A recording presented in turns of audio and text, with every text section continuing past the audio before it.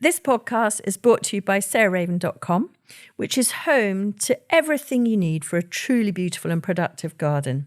You'll also find great and essential gardening kit and stylish, lovely things to have in your house to bring the outside indoors, all inspired by the garden and the house being tied together.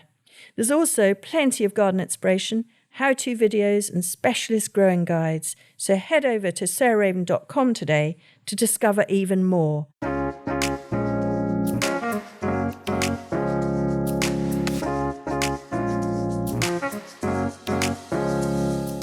Welcome to Grow, Cook, Eat, Arrange, the podcast of me, Sarah Raven, and my friend and colleague, Arthur Parkinson. We've already done a sort of summary of what we think are top picks of the spring and summer range, but it was Arthur's suggestion, actually, to do new things to sow, to plant out later in the year. And I thought it was a really lovely idea because I really genuinely love sowing seeds. I love the whole process of going out there, having the radio, the smell of the wet compost or the damp compost, pelargoniums in the polytunnel, all that kind of stuff. It's so nostalgic and it's so sort of soothing and creative. It's my happy place to be. So that's why I was very happy that Arthur thought it was a good idea to just chat about a few new things, or, maybe some oldies, but a few new things that we're going to be sowing and growing in 2024. Yeah, I couldn't agree more with that statement. There is something very, very therapeutic, isn't there, about the whole seed tray experience. You can go to the garden centre as much as you want if you're lucky enough to be able to shop as you drop. But to grow something yourself from seed is such a lovely thing, and it's easy to forget the times to sow things through the year. So that's why I thought it might be nice to do this. I mean, the first thing I've sown this year, as we're talking, it's not even emerged yet, but on the windowsill I've got 2 terracotta pots, and each terracotta pot has got 4 seeds of the Cobaea Scandens cup and saucer vine, mainly because our garden's very small, and every year I have this problem with the fences. So I really want to drape the fences with foliage and hopefully flower this year. And I know that is going to grow, hopefully like the clappers, once it's planted out in, late May, because it's tender until it gets warm. But once it warms up, it will grow really fast. And if you forget about Cobaea Scandens and sow it later in the year, it tends to not flower. So it's one of the things that is a lovely thing to sow now inside. And you don't need many of it because it becomes a very big seedling quite quickly, doesn't it? So you don't need more than a trio, I don't think, for a small garden.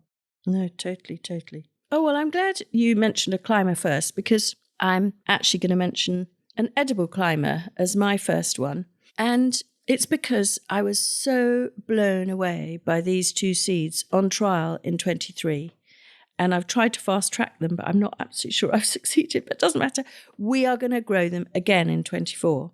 And they are an unbelievably prolific sort of round bean, like a French bean, which is yellow, really like primrose yellow, called Monte Gusto. And it's obviously Italian, but we trialled it with 3 or 4 other climbing yellow beans last year. And Monte Gusto just way outrun all the others. I mean, if it was a marathon, Monte Gusto would have done a triple marathon compared to the others. And 1, its prolificness. 2, its unbelievable length of flowering. So Adam and I had it every night for about 3.5 months. 3, its elegance. And 4, that it was quite strong. And so this year I'm planting it all the way down the arches in the Perennial cutting garden.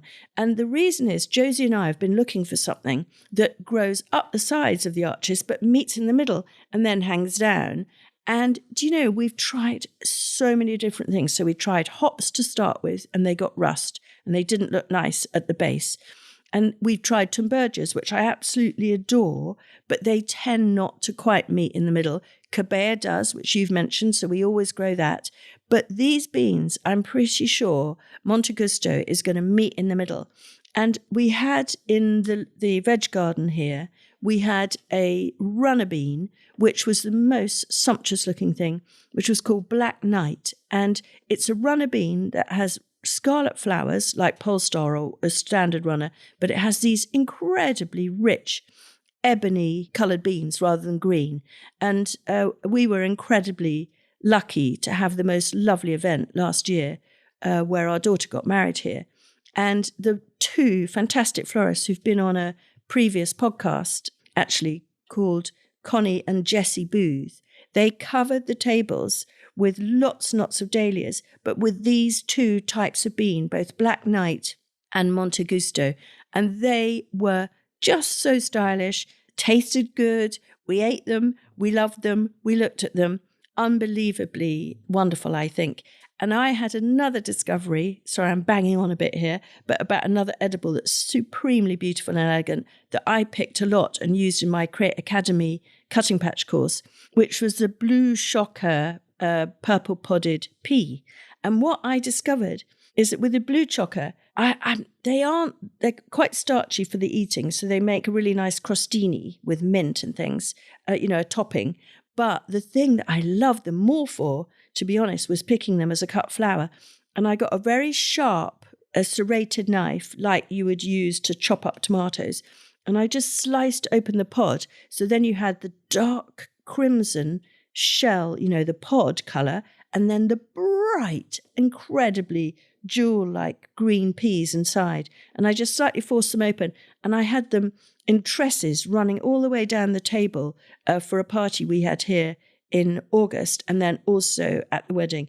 And they just look marvellous. So for eating and for admiring, the yellow bean Monte Gusto, the black runner Black Knight, and the purple podded pea Blue Shocker come with huge recommendation. So I'm going massive on them this year.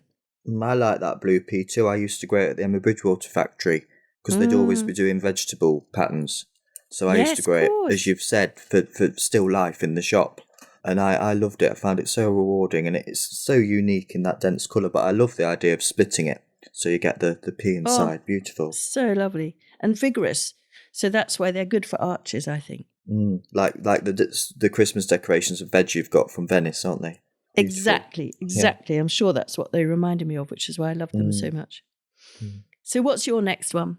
Well, I'm trying to branch out a bit with my seed sowing of flowers, and I want kind of a little bit more cottage garden-y seed sowing going on rather than just cosmos and dahlias. And I remember on the central table, I think it must have been summer, not spring, in the cutting garden, you'd got an amazing galvanised round planter that wasn't too deep, but it was quite big.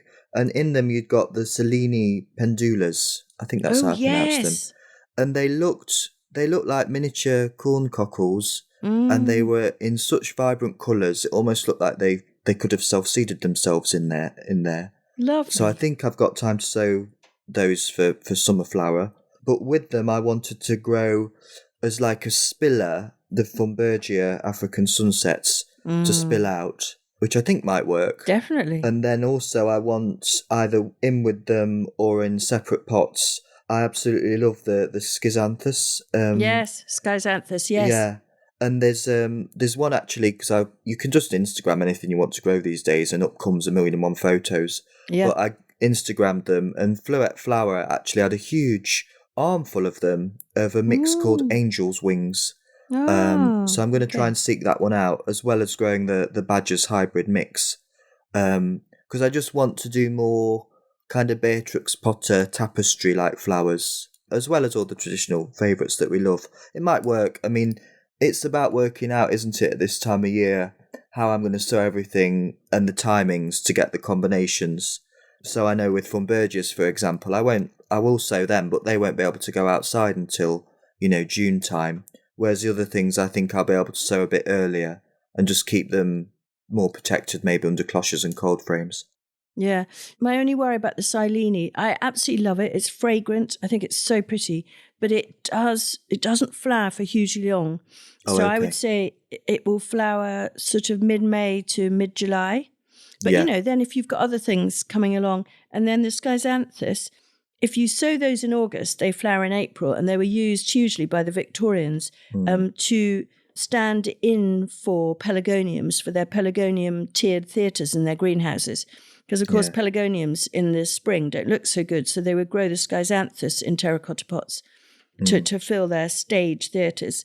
And I remember seeing that in the beautiful garden, Audley End, near Saffron Walden. They had them there.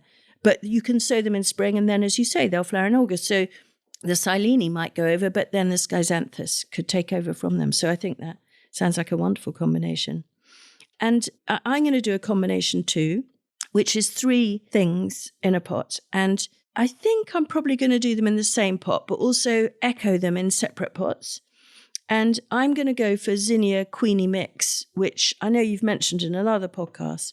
But I just love it. It's got a bit of Queenie Red Lime. It's got a bit of Queenie Orange. And I think there's a couple of other varieties in there. But it's very, very calm and harmonious and sort of muted like a tapestry. And we had it growing here in a big line, which is beautiful. But I actually want to grow it in a pot so you see it from all round in a round or oval pot.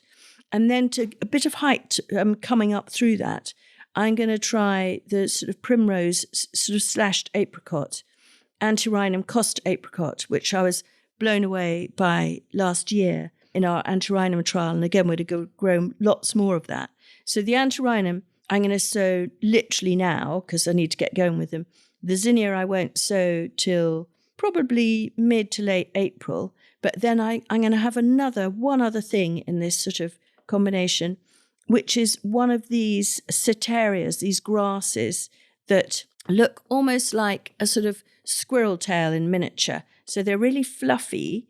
And we had Seteria viridis caramel Seteria, I think Italica caramel in pots this year. But we also had the straight species Seteria viridis in a bed below. And you honestly couldn't tell the difference. And then there's another one, which is a red variety. And they are quite strong self-sowers, particularly the species viridis. So if you're a very neat gardener, you want to be wary of them. But I love them for their texture from the moment they come out in June till when they get blown apart by the wind in December normally. So I think all those sort of ornamental grasses and the millets, the Seterias, they're just beautiful. So that's going to creep in as the upper story in that pot. Yeah, I couldn't agree more about those Seterias. I like Red Jewel the most. Yeah, that's it. And it's such a lovely big seed. It's really easy. You can space it out in a seed tray and it will come up very quickly. So yeah, I'm growing lots of that to dob in everywhere because it becomes a natural bird feeder as well as soon as it starts to ripen. Yeah. So, best of both worlds. Great. Any others? Well, things I'm looking forward to. I'm looking forward to all these Dahlias that I've got, which I got quite late in the season, so they actually weren't in flower. But I've got them in quite a few dolly tubs, underplanted with that traditional perennial wallflower, Bowls Mauve. Yes. Just so they've got a lower story and then I get a higher story. And I'm hoping, because all the Dahlias are the Buzz series, as long as I keep deadheading them, those pots should hopefully be quite perennial stalwarts to the garden. Because as I keep saying in a few podcasts, I don't want every single pot to feel like it needs something to be sown into it or something new. I want to get a better backbone to the garden. So I'm looking forward to those coming up. Good. Well, I'm going to break away from seed too for the last couple of things, which is I'm intensely excited by 2 new Dahlias that we've bred. And I just thought new sowing and growing for 2024, I couldn't not mention these. The first one, Adam's Choice, we found in August 22. And it's the most wonderful thing, which I've done a whole podcast about with Josie, but you walk into this field and you are literally, I feel like I'm a child in Willy Wonka's chocolate factory. It's like ahead of you is the most exciting band of sweeties, some of which you don't want, but luckily there's always 2 or 3 that they just make my pulse go. And Adam's Choice was one from summer 22, which we named after Adam, who spotted it, my husband. And it reminds me of a toffee apple, so it's really caramelly in the anemone flower group. And we haven't got many tubers of that yet, but we've just got a few to release in mid to late spring. And so I'm really excited about that one. And then we fast-tracked one from August 23 visit to Holland. And I've been on the lookout, to be honest, requested by a lot of florists for a really jazzy, bright pink, showy, glamorous pink cactus dahlia. So, with the spiky needle flowers. And, we've got them in dark. We've got, which is like Nuit d'été or Chat Noir, whatever. We've got them in a range of colours. There's a white called fur. There's lots in that spiky range. But we haven't got a brilliant pink. And so one of my quests when I was in Holland was to find a really glamorous, incredibly elegant, spiky pink cactus dahlia. And we did. And so we've selected that and managed to fast track it. And that is, I've just named that after my daughter-in-law, Clara Zach, which I think is rather a fantastic name and rather suits a dahlia. So yeah, that would be my final one. And again, we haven't got huge numbers of that in this season, but certainly I'm really excited to be growing a big bank of both Adam's Choice and Clara Zach in summer 24. Yeah, I've got Adam's Choice on order. I'm looking forward to him. He's going to be in a pot. Good. Well, we need to get a dahlia Arthur Parkinson in summer 24 and off we must go. Good. Oh, well, that's so lovely. It's very nice to sort of look forward, isn't it? To think of walking through the garden with all these things flowering, but also to relish the time that one can take to sow and grow them in the spring. And as I say, there are no or few greater pleasures in my life than pottering off down to the polytunnel or coal frames on a Saturday morning, knowing I haven't got anything to do with the radio, and off I go sowing or planting my tubers. And those of you who buy most things, as I know you have to do, like Arthur, if you don't have the space or the infrastructure, but just try one or two things on your window ledges, because it's unbelievably exciting and rewarding. And seeing them then flowering out in the garden like the Cobaea until Christmas is just a real life enhancer. Thanks so much for listening to Arthur Parkinson and myself, Sarah Raven, on Grow Cookie to Range. And next week, I'm joined by Jemima Bowker, who used to be an intern at Pertshill 3 years ago, then came to work with us here. And she is now helping me pull together a sort of sub-range within the Sarah Raven range for beginner gardeners. And so it's whether you're young, like Jemima is, or older, if you're a beginner, we're going to really try and highlight the real cream of the crop that are easy to grow, incredibly high performing, absolutely beautiful, and that suit, on the whole, a slightly smaller space, as beginner gardeners often start with.